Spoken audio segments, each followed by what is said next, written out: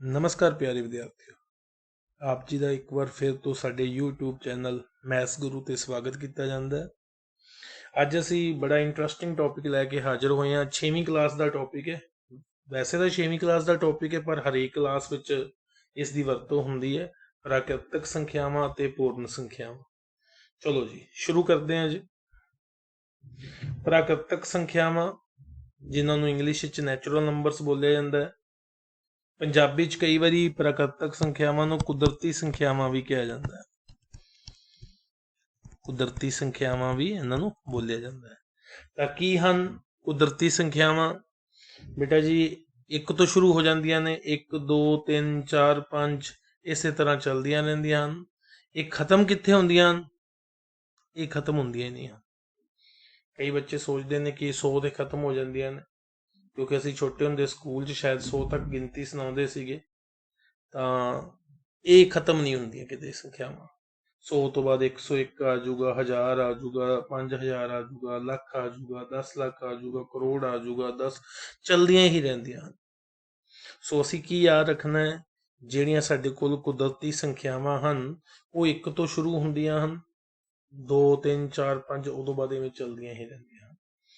ਤਾਂ 2 ਛੋਟੇ ਛੋਟੇ ਪ੍ਰਸ਼ਨ ਪੁੱਛੇ ਗਏ ਨੇ, ਬੜੇ ਇੰਪੋਰਟੈਂਟ ਰਹਿੰਦੇ ਨੇ ਆਪਣੀ 6ਵੀਂ ਜਮਾਤ ਵਾਸਤੇ। ਸਭ ਤੋਂ ਛੋਟੀ ਪ੍ਰਕਿਰਤਿਕ ਸੰਖਿਆ ਅਸੀਂ ਦੇਖ ਸਕਦੇ ਹਾਂ। ਸਭ ਤੋਂ ਛੋਟੀ ਪ੍ਰਕਿਰਤਿਕ ਸੰਖਿਆ 1 ਹੈ। ਇੱਥੇ ਦੇਖਾਂਗੇ ਅਸੀਂ ਪ੍ਰਕਿਰਤਿਕ ਸੰਖਿਆਵਾਂ ਵਿੱਚ ਖਾਸ ਨੋਟ ਕਰਨ ਵਾਲੀ ਗੱਲ ਹੈ, 0 ਨਹੀਂ ਆਉਂਦੀ। ਜੇ 0 ਆਉਂਦੀ ਹੁੰਦੀ ਤਾਂ ਅਸੀਂ ਸਭ ਤੋਂ ਛੋਟੀ ਸੰਖਿਆ 0 ਲਿਖਣੀ ਸੀ। ਤਾਂ ਇਹਦੇ 'ਚ ਰਿਣਾਤਮਕ ਸੰਖਿਆਵਾਂ, ਜਿਵੇਂ ਕਿ ਘਟਾਓ ਵਾਲੀਆਂ ਸੰਖਿਆਵਾਂ ਵੀ ਨਹੀਂ ਆਉਂਦੀਆਂ। ਤਾਂ ਸਭ ਤੋਂ ਛੋਟੀ ਪ੍ਰਕਿਰਤਿਕ ਸੰਖਿਆ ਜਿਹੜੀ 1 ਹੈ, ਤੇ ਸਭ ਤੋਂ ਵੱਡੀ ਸੰਖਿਆ ਹਾਂਜੀ ਲਿਖੀ ਨਹੀਂ ਜਾ ਸਕਦੀ, ਜਾਂ ਅਸੀਂ ਲਿਖਾਂਗੇ ਅਸੰਭਵ ਹੈ।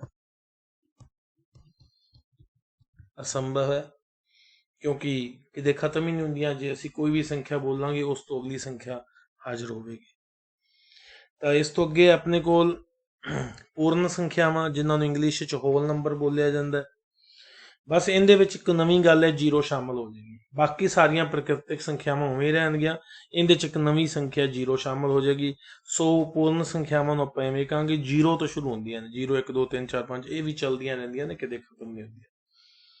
ਤਾਂ ਚਲੋ ਜੀ, ਨਾਲ ਆਪਾਂ ਛੋਟੀਆਂ ਛੋਟੀਆਂ ਜਿਹੜੇ ਕੁਐਸਚਨ ਪਾਏ ਨੇ ਉਹਨਾਂ ਦਾ ਜਵਾਬ ਦੇ ਦਈਏ। ਸਭ ਤੋਂ ਛੋਟੀ ਪੂਰਨ ਸੰਖਿਆ 0। ਹਾਂਜੀ, ਸਭ ਤੋਂ ਛੋਟੀ ਫਿਰ ਪੁੱਛ ਲਿਆ। ਇੱਥੇ ਅਸਲ 'ਚ ਪੁੱਛਣਾ ਸੀ ਆਪਾਂ ਸਭ ਤੋਂ ਵੱਡੀ ਪੂਰਨ ਸੰਖਿਆ। ਤਾਂ ਫਿਰ ਅਸੀਂ ਲਿਖਾਂਗੇ ਸੰਭਵ ਨਹੀਂ ਹੈ। ਠੀਕ ਹੈ ਜੀ। ਪਿਛਲੇ ਵਿੱਚ ਹੀ ਵੈਸੇ ਪ੍ਰਕਿਰਤਿਕ ਸੰਖਿਆ ਬਾਰੇ ਲਿਖਿਆ ਅਸੰਭਵ ਹੈ ਜਾਂ ਸੰਭਵ ਨਹੀਂ ਹੈ, ਉਵੇਂ ਇਹਦੇ ਵਿੱਚ ਵੀ ਸਭ ਤੋਂ ਵੱਡੀ ਪੂਰਨ ਸੰਖਿਆ ਸੰਭਵ ਨਹੀਂ ਹੈ, ਕਿਤੇ ਖਤਮ ਹੀ ਨਹੀਂ ਹੁੰਦੀ ਹੈ। ਤਾਂ ਅਸੀਂ ਪ੍ਰਕਿਰਤਿਕ ਸੰਖਿਆਵਾਂ ਤੇ ਪੂਰਨ ਸੰਖਿਆਵਾਂ 'ਚ ਸੰਬੰਧ ਲੱਭ ਲਿਆ ਹੋਏਗਾ। ਜਿਹੜੀਆਂ ਪ੍ਰਕਿਰਤਿਕ ਸੰਖਿਆਵਾਂ ਨੇ ਉਹ 1 ਤੋਂ ਸ਼ੁਰੂ ਹੁੰਦੀਆਂ ਨੇ, ਚਲਦੀਆਂ ਰਹਿੰਦੀਆਂ ਨੇ, ਤੇ ਜਦੋਂ ਇਹਨਾਂ 'ਚ 0 ਸ਼ਾਮਲ ਕਰ ਲਈ ਜਾਵੇ ਤਾਂ ਇਹਨਾਂ ਨਵਾਂ ਨਾਮ ਬਣ ਜਾਂਦਾ ਹੈ ਪੂਰਨ ਸੰਖਿਆਵਾਂ।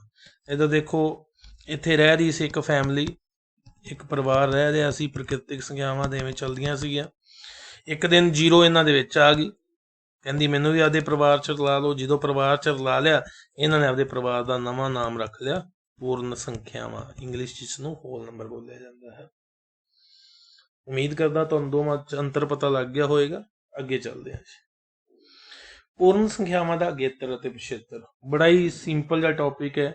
ਜਿਵੇਂ ਆਪਣੇ ਕੋਲ ਕੋਈ 23 ਸੰਖਿਆ ਹੈ, ਕੋਈ ਕਵੇ ਇਹਦਾ ਅਗੇਤਰ ਪਤਾ ਕਰੋ। ਅਗੇਤਰ ਪਤਾ ਅਸੀਂ ਕਰਨਾ ਤਾਂ ਸਿੰਪਲ ਜਿਹਾ ਕੰਮ ਹੈ, ਅਸੀਂ ਜਮਾ ਦਾ 1 ਕਰ ਦੇਣਾ। ਤਾਂ 23 ਦਾ ਅਗੇਤਰ 24 ਹੋ ਗਿਆ। ਜੇ ਸਾਨੂੰ ਕੋਈ ਕਵੇ ਕਿ 28 ਦਾ ਪਿਛੇਤਰ ਪਤਾ ਕਰੋ ਤਾਂ ਅਸੀਂ 1 ਘਟਾ ਦਿਆਂਗੇ। ਯਾਨੀ ਕਿ ਜਦੋਂ ਅਗੇਤਰ ਪਤਾ ਕਰਨਾ ਅਸੀਂ 1 ਜੋੜਨਾ ਹੈ, ਜਦੋਂ ਪਿਛੇਤਰ ਪਤਾ ਕਰਨਾ ਅਸੀਂ 1 ਘਟਾਉਣਾ। ਠੀਕ ਹੈ ਜੀ। ਤੇ ਨੋਟ ਕਰਨ ਵਾਲੀ ਇਹ ਗੱਲ ਹੈ ਕਿ ਜਿਹੜੀਆਂ ਪੂਰਨ ਸੰਖਿਆਵਾਂ ਹਨ ਉਹਨਾਂ ਸਾਰਿਆਂ ਦਾ ਅਗੇਤਰ ਤਾਂ ਹੁੰਦਾ ਹੈ, ਪਰ ਪੂਰਨ ਸੰਖਿਆਵਾਂ ਵਿੱਚ 0 ਦਾ ਪਿਛੇਤਰ ਨਹੀਂ ਹੁੰਦਾ, ਕਿਉਂਕਿ ਸ਼ੁਰੂ ਹੀ 0 ਤੋਂ ਹੁੰਦੀਆਂ ਨੇ। 0 ਤੋਂ ਪਿੱਛੇ ਕੋਈ ਪੂਰਨ ਸੰਖਿਆ ਹੈਗੀ ਨਹੀਂ। ਸੋ ਕਈ ਵਾਰੀ ਸਾਨੂੰ ਸਵਾਲ ਪੁੱਛਿਆ ਜਾਵੇ 0 ਸੰਖਿਆ, ਪੂਰਨ ਸੰਖਿਆ 0 ਦਾ ਪਿਛੇਤਰ ਕੀ ਹੋਏਗਾ? ਪਿਛੇਤਰ ਵੈਸੇ ਤਾਂ ਘਟਾਓ 1 ਹੁੰਦਾ ਹੈ, ਪਰ ਪੂਰਨ ਸੰਖਿਆ ਨਹੀਂ ਹੁੰਦੀ ਉਹ।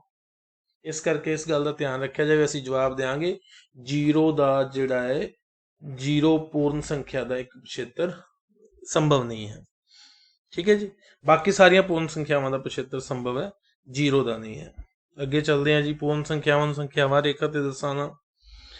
ਜਿਵੇਂ ਆਪਾਂ ਨੂੰ ਪਤਾ 0 ਤੋਂ ਸ਼ੁਰੂ ਹੁੰਦੀਆਂ ਨੇ, ਬੜਾ ਸਿੰਪਲ ਜਿਹਾ ਕੰਮ ਹੈ। ਸਾਨੂੰ ਕੋਈ ਕਵੇ 6 ਕਿੱਥੇ ਆ, ਸਾਨੂੰ ਨਜ਼ਰ ਆ ਰਿਹਾ 6, ਇਵੇਂ ਅਸੀਂ ਜਿਹੜੀ ਸੰਖਿਆ ਰੇਖਾ ਬਣਾਉਣੀ ਹੁੰਦੀ ਹੈ, ਜਿਹੜਾ ਵੀ ਬਿੰਦੂ ਸਾਨੂੰ ਪੁੱਛਿਆ ਜਾਏਗਾ, 2 ਪੁੱਛਿਆ ਜਾਏਗਾ, ਅਸੀਂ 2 ਤੇ ਨਿਸ਼ਾਨ ਲਾ ਦੇਂਗੇ।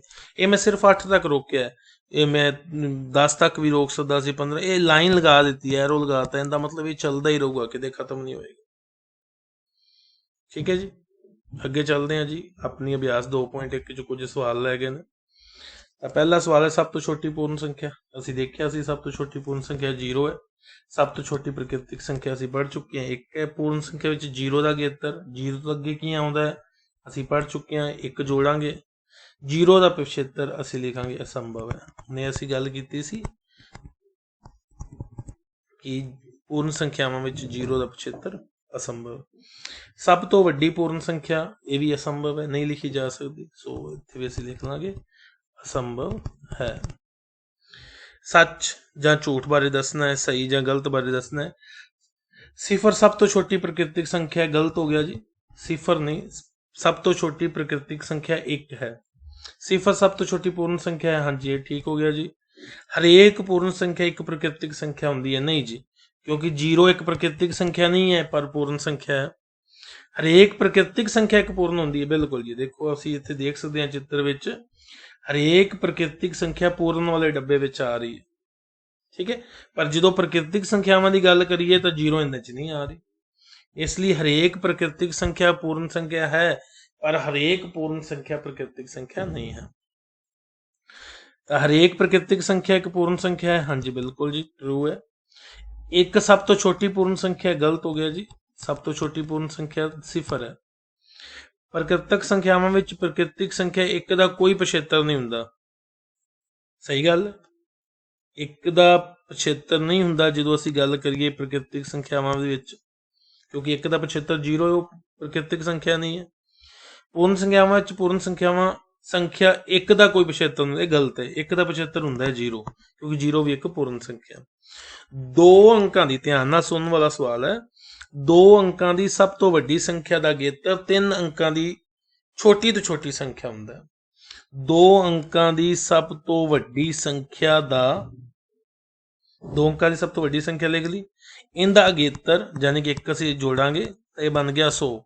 3 ਅੰਕਾਂ ਦੀ ਛੋਟੀ ਤੋਂ ਛੋਟੀ ਸੰਖਿਆ ਹੁੰਦਾ ਹੈ, ਬਿਲਕੁਲ ਸਹੀ ਜੀ, ਛੋਟੀ ਤੋਂ ਛੋਟੀ ਸੰਖਿਆ ਬਣਿਆ ਤਾਂ ਟਰੂ ਹੋ ਗਿਆ।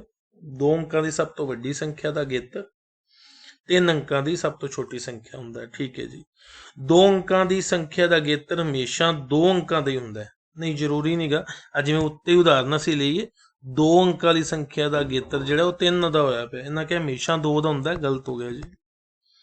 299 ਦਾ ਪਿਛੇਤਰ 300 ਹੈ, ਗਲਤ ਹੈ ਜੀ। 1 ਘਟਾਵਾਂਗੇ 299 ਵਿੱਚੋਂ, ਪਿਛੇਤਰ ਪਤਾ ਕਰਨ ਲੱਗਿਆ ਅਸੀਂ 1 ਘਟਾਉਣਾ ਹੁੰਦਾ ਤਾਂ 298 ਹੁੰਦਾ। 499 ਦਾ ਅਗੇਤਰ 500 ਹੈ, ਹਾਂਜੀ ਸਹੀ ਹੈ ਜੀ। ਅਸੀਂ ਜੇ 499 ਵਿੱਚ ਅਗੇਤਰ ਵਿੱਚ 1 ਜੋੜਨਾ ਹੁੰਦਾ 500 ਆ ਜਾਏਗਾ, ਬਿਲਕੁਲ ਠੀਕ ਹੈ ਜੀ। 2 ਅੰਕਾਂ ਦੀ ਸੰਖਿਆ ਦਾ ਪਿਛੇਤਰ ਕਦੇ ਵੀ 1 ਅੰਕ ਨਹੀਂ ਹੋ ਸਕਦਾ, ਗਲਤ ਹੋ ਗਿਆ ਜੀ। 2 ਅੰਕਾਂ ਦੀ ਸੰਖਿਆ ਦਾ ਪਿਛੇਤਰ 1 ਅੰਕ ਦੀ ਸੰਖਿਆ ਹੋ ਗਿਆ, ਉਹ ਕਹਿੰਦੇ ਨਹੀਂ ਹੋ ਸਕਦਾ, ਇਸ ਲਈ ਕਹਾਂਗੇ ਗਲਤ ਹੋ ਗਿਆ। ਹੇਠ ਲਿਖੀਆਂ ਸੰਖਿਆਵਾਂ ਵਿੱਚੋਂ ਹਰੇਕ ਦਾ ਅਗੇਤਰ ਪਤਾ ਕਰੋ। ਬੜਾ ਈਜ਼ੀ ਸਮ ਹੈ ਬੇਟਾ ਜੀ, ਸਿਰਫ ਤੁਸੀਂ 1 ਜੋੜਨਾ ਹੈ ਤਾਂ ਅਗੇਤਰ ਪਤਾ ਲੱਗੀ ਜਾਏਗਾ। ਇਸੇ ਤਰ੍ਹਾਂ 1 ਘਟਾਉਣਾ ਹੈ ਤੁਸੀਂ, ਪਿਛੇਤਰ ਪਤਾ ਚੱਲੀ ਜਾਏਗਾ। ਦਿੱਤੀਆਂ ਸੰਖਿਆਵਾਂ ਨੂੰ ਸੰਖਿਆ ਰੇਖਾ ਤੇ ਦਰਸਾਉਣ ਬਾਰੇ ਆਪਾਂ ਹੁਣੇ ਗੱਲ ਕਰ ਚੁੱਕੇ ਹਾਂ ਇੱਥੇ ਟੌਪਿਕ ਵਿੱਚ, ਕਿ ਅਸੀਂ ਕਿਸ ਤਰ੍ਹਾਂ, ਤੁਸੀਂ ਇੱਥੋਂ 20 ਤੱਕ 15 ਤੱਕ ਜਿੰਨੀ ਮਰਜ਼ੀ ਲੰਬੀ ਸੰਖਿਆ ਬਣਾ ਲੈਣੀ ਹੈ ਤਾਂ ਤੁਸੀਂ ਪੂਰਨ ਸੰਖਿਆਵਾਂ ਨੂੰ ਸੰਖਿਆ ਰੇਖਾ ਤੇ ਦਰਸਾ ਸਕਦੇ ਹੋ। ਤਾਂ ਇਸ ਨਾਲ ਬੇਟਾ ਜੀ ਆਪਣੀ ਅਭਿਆਸ 2.1 ਦੇ ਅਸੀਂ ਕੁਝ ਸਵਾਲ ਹੱਲ ਕਰ ਲਏ ਨੇ। ਬਾਕੀ ਤੁਹਾਡੇ ਸਵਾਲ ਹੋਮਵਰਕ ਨੇ, ਉਹ ਤੁਸੀਂ ਕਰਨੇ ਨੇ। ਅਗਲੀ ਵੀਡੀਓ ਨਾਲ ਜਲਦੀ ਹਾਜ਼ਰ ਹੋਵਾਂਗੇ। ਤਾਂ ਇੱਕ ਵਾਰ ਤੁਹਾਨੂੰ ਫਿਰ ਯਾਦ ਕਰਵਾ ਦਿਆਂ ਕਿ ਤੁਸੀਂ ਸਾਡਾ ਚੈਨਲ ਮੈਥ ਗੁਰੂ ਲਾਈਕ ਵੀ ਕਰਨਾ ਹੈ, ਸ਼ੇਅਰ ਵੀ ਕਰਨਾ ਹੈ, ਕਮੈਂਟ ਵੀ ਕਰਨਾ ਹੈ, ਅਤੇ ਸਭ ਤੋਂ ਜ਼ਰੂਰੀ ਗੱਲ ਹੈ ਸਬਸਕ੍ਰਾਈਬ ਕਰਨਾ। ਧੰਨਵਾਦ ਜੀ।